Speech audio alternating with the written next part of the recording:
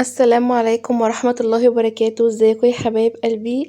صلوا على النبي. اللي مشتركش في القناة يشترك ويفعل زر الجرس ويدوس لايك عشان يوصل لكم كل جديد، وياريت تدعموني بلايكات وكومنتات، وعايزة القناة تكبر بيكم. معلش انا بقالي فترة غايبة، يعني حبة حلوين غصب عني والله، بسبب تعب ابني وكده. ربنا يشفيهولي يا رب. يا ريت اللي يتفرج على الفيديو يدعيله ان ربنا يشفيه ويحفظه ويخليهولي. احنا بقالنا كتير طبعا ما طلعناش مع بعض، ولا عملنا وصفات، ولا شفتوني بقالكوا فترة. يا ريت بقى بعد الفترة الغياب ديت تدعمونا بلايكات ومشاهدات يعني، واشتركوا في القناة يعني.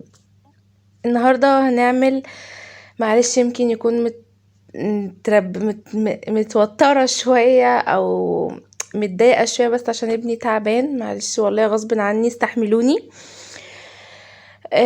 النهاردة بإذن الله هنعمل مع بعض قراقيش. تمام. هو احنا عملنا قراقيش وفاض مننا، حبينا نعمل حاجة كمان، عملنا جنبها قرص عادي. هي نفس عجينة القراقيش، هي نفس عجينة القرص. معانا دلوقتي زي ما شفتوا كوبايتين دقيق، كوبايتين لبن، كوباية سمنة، نصها سمنة ونصها زيت، ومعلقة خميرة، وملح وذرة ملح وذرة سكر، وكيس بيكنج باودر. تمام. هي بصراحة يا جماعة ما خدتش مني كوبايتين دقيق، بس انا حطيت كمان فوقها كوبايتين، يمكن كوبايتين وازيد. بس معلش يعني ما جبتهمش وانا بحطهم. المهم حطينا كل المكونات الجافة على بعض، حطينا الدقيق وحطينا البيكنج باودر وحطينا ذرة الملح وذرة السكر وحطينا الخميرة. تمام. زي ما شفتوا كده قلبناهم في بعض المواد الجافة دي، وبعد كده نزلنا عليهم بالسمنة. تمام زي ما تشوفوا دلوقتي. انت بتتفرج دلوقتي على الفيديو، ما تصلي على النبي كده وقول اللهم صل وسلم وبارك عليك يا حبيبي يا رسول الله. دلوقتي بصوا انا عماله، احنا يا جماعه لازم العجين ده يتبس كويس قوي، يعني زي ما بيقولوا كده يتبس، يعني اللي هو ايه، نقعد بصوا. عشان للاسف انا حطيت سمنه كتيره، فعشان كده حطيت كمان دقيق اكتر. تمام. او زي ما وريتكم كده. اللهم صل على النبي. حطينا دلوقتي بسناها كويس قوي قوي، قعدت حوالي يجي ربع ساعه. والله العظيم بجد لازم العجينه تقعد تتضايق في بعضها كده، وتتبس كويس قوي قوي قوي قوي، عشان خاطر تبقى ناعمه وطريه معاكي وتدوب كده في البق. تمام. بعد ما بسناها كويس زي ما شفتوا، نزلنا عليها بكوبايتين اللبن. تمام. وقعدنا نقلبها كويس قوي. طبعا ما كنتش عارفه اقلب خالص بايد والموبايل زي ما انتوا عارفين زي كل مره، فبضطر ان انا بقفل. والله انا ما زودتش دقيق تاني خلاص، هي بس عشان انا مش عارفه اقلب العجينه في قلب اللبن، فتحسيها ان هي لسه ميه سايبه. لا بس هي مش سايبه خالص، انا بس عشان ما كنتش عارفه امسك الموبايل. بصوا اللبن مش واصل للعجينه لسه، ما تشربش. بصوا بعد ما قفلت بقى وعرفت ان انا قلتها زي ما بيقولوا كده. تمام. بصوا العجينه طريه ازاي، جميله جميله جميله. نسيت اقول لكم، لو انت عايزه حابه تحطي فيها سمسم، تحمصي شويه سمسم وتحطيها. مش حابه خلاص ممكن تعمليها زي ما انا عملتها كده عادي جدا، مفيش اي مشكله. تمام. دلوقتي بقى احنا غطيناها، هنحطها في كيس ونلفها. بصوا انا مش لفتها، انا كفنتها. زي ما بيقولوا كده احنا اللي كفنا القراقيش، انا كفنتها بقى. انا هنا كنت بقول لكم ان انا هسيبها ساعه، بس بصراحه لا، لقيت ان الوقت هيبقى قصير قوي، بالذات ان احنا في الشتاء. ف... فلازم ان الواحد في الشتاء يدفي الحاجه كويس قوي. وقعدت فتره، قعدت بصراحه فعلا 3 ساعات ويمكن اكتر. تمام. بصوا انا كفنتها ازاي بقى، بصوا مش هتصدقوا، انا عارفه انكم هتضحكوا عليا، بس اعمل ايه، لازم ان هي تتدفى كويس قوي قوي قوي عشان تخمر معايا. اعمل ايه، حطيتها بقى في ملاية، فوق قماشة، فوق قماشة، بصوا فوطة والكلام ده. لا حطيتها في حاجات كتيرة قوي قوي، والحمد لله يعني بعد 3 ساعات يعني كانت ممكن تخمر معانا شوية كمان، بس مش مشكلة. تمام. ده كان فطار يوم الجمعة. انا صحيت بدري وحبيت ان انا اغير بقى، بدل ان احنا نعمل فول بقى وطعمية والكلام ده كله، لا انا حبيت ان انا اغير.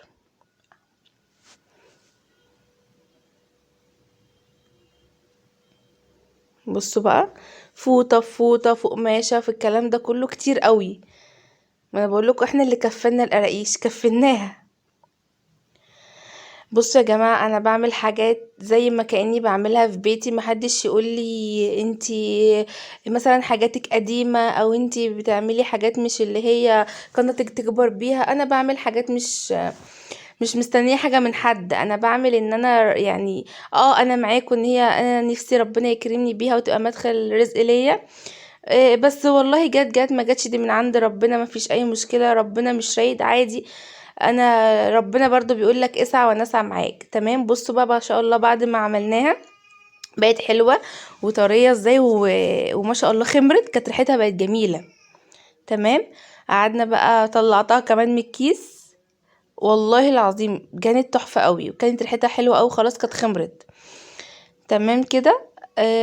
كنا بنقول ايه، زي ما كنت بقول لكم ان انا بعمل حاجه في بيتي، مش بعمل حاجه في مطعم او بعمل حاجه عند حد او حاجه انا عاملاها لبيتي. يعني زي ما انت في بيتك او انت في بيتك بتعمل حاجتك طبيعي جدا، مش بتحنتف بقى زي ما بيقولوا وبتعمل الحاجه على الشعره. لا والله، انا عاملاها حاجات بسيطة خالص خالص خالص، وحاجات مش بشتري حاجات من بره عشان خاطر اصور بيها او لا والله خالص. انا عاملاها هي انا بتمنى ان ربنا يرزقني فيها عشان خاطر ابني، وان انا نفسي ربنا يرزقني واكبر بيها. بس ربنا مش رايد، يعني خلاص مفيش اي مشكلة. انا بسعى زي ما بيقولوا، يسعى يا عبد وانا اسعى معاك زي ما قلت، ويمكن ربنا يكرمني.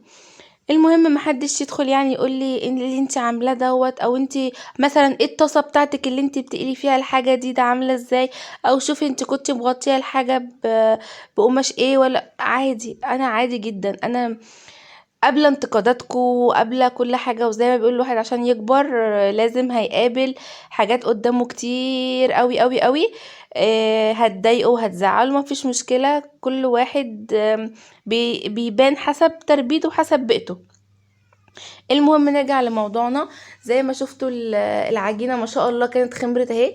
رحنا قلبناها كده كويس قوي، ورحنا مطلعين بقى عشان نعمل القراقيش. عملنا ايه، رحنا جبنا عجينه وفردناها كده زي ما شفتوا، وكورتها ورحت فردها، وشلنا بقى الزوايد دي عشان نقطع القراقيش. تمام. شلناها كويس عشان تبقى شكلها حلو، ما تبقاش مقطعه من الجوانب، ولا تبقى شكلها مش حلو. تمام. هنفضل نقطعها بقى. القراقيش زي ما بنقطع عادي يا جماعه. تمام. قطعناها كويس. تمام. بنقطع بقى عايزه بقى، بصوا يا جماعه، انا عايزه اقول لكم على حاجه، تحاولي تبططيها لان هي بتبقى خمرانه. تمام. وبعد كده بنروح مقطعين، او ممكن انا هقولك على حاجه حلوه قوي برضو، ممكن تقطعيها الاول بعد ما تعملي بقى العجينه وتظبطيها زي ما عملناها، وبعد كده تروحي حطاها في قلب الصينيه كده وتروحي مغطياها وتسيبها تخمر. انا بصراحه ما عملتها كده زي ما انتوا شفتوا، لان انا لو ما كنتش حطيتها في خمرت لوحدها كانت هتقعد معايا فتره طويله جدا، لان الشقه عندي للاسف ساقعه شويه، فمش هتبقى مش هتخمر معايا في الوقت اللي انا وريتكم فيه ده. تمام. ممكن تقعد معايا فتره طويله، احنا طبعا عايزين نفطر عشان صلاه الجمعه، وعشان خاطر نشوف بقى يومنا المعتاد. تمام. زي ما شفتوا قطعتها، قطعناها الصوابع التخينة دي شوية زي ما شفتوا، حطيناها رصيناها في قلب الصينية. هنعمل كمان مرة تانية، بنبططها كويس اهو عشان خاطر ما تنفش معانا قوي، لان هي كانت خمرانة. عملتها على فكرة. انا عايزة اقولك على حاجة، انا برضو بتعلم من ناس بشوفها على النت، وبتعلم من والدتي ربنا يخليها لي، وبتعلم عادي، كلنا بنتعلم من بعض. ممكن اكون انا عملت حاجة حد يعلق لي عليها، مفيش اي مانع تخشي تكتبي لي وتقولي لي لا مثلا كنت تعملي كذا احسن او افضل، او كنت تعملي كذا، عادي انا ما بزعلش. ادي احنا بنتعلم من بعض. انا بقول لكم ان انت لازم تبططيها كويس قوي قوي عشان ما تنفش، لان انا للاسف ما بططتهاش كويس. هتلاقي فيه معظم بعض وحاجات هتلاقيها تخينه شويه بعد ما تتعمل في الفرن. تمام. بصوا انا هنا بقول لكم بالسكينه كده ان انت ممكن تشرشيها كده بس لا، يستحسن ما تشرشيهاش عشان خاطر لما تخش الفرن بعد ما تشرشيها الفتحات دي بقى هتبقى فتحت معاكي، هيبقى مفتوح بقى الصابع بتاع القراقيش، فكده احسن تخليها مقفوله، ما تشرشيهاش. تمام.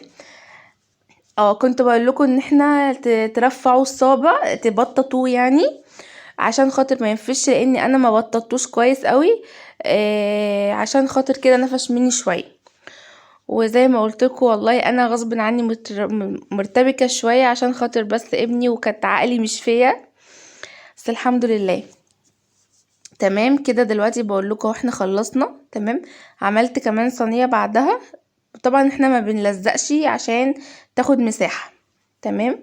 عشان خاطر لما تتحط في الفرن ما تلزقش بقى في بعضها وكده، لا. تمام. بقول لكم بقى احنا كمان هنعمل حاجه كمان، صنف تاني، مش هنعمل قراقيش بس، لا نعمل قرص. يلا بالمره، ما هي كده العجينه واحده.